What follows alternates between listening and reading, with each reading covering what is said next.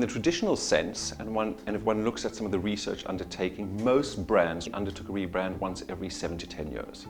Given the fundamental changes in consumer needs, the digitization of society, the rapid changing of shopping habits, I think that companies need to have the agility to understand when to rebrand and actually what the scope of that rebrand is. It doesn't necessarily mean a company has to redevelop an entire core promise or purpose.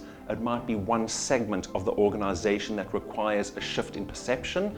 Sometimes it may just be an internal engagement program. It might be something related directly to culture change or enhancing the culture within the organization. It goes without saying that as markets change, as consumers change their habits of buying, as culture changes, and culture changes pretty rapidly, so too do the visual aesthetics that are reflective of a company need to change.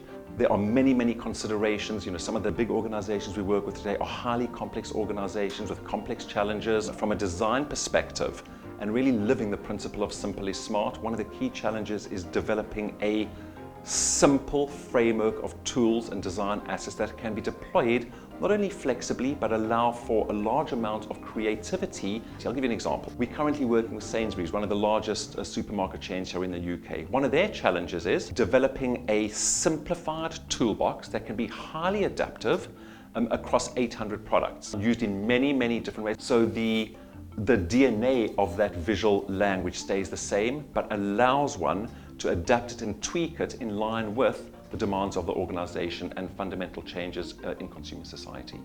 Leveraging simplicity to develop implementation frameworks, timelines, processes that allows the client and that actually helps the client cut through the complexity in terms of the rebrand process is something that we implement on a daily basis. And it's really about a way of thinking. It's really about finding direct touch points, direct ways in which we can achieve results, we can measure those results, have really simple frameworks and plans, and ultimately ensure the effective implementation of a brand refresh.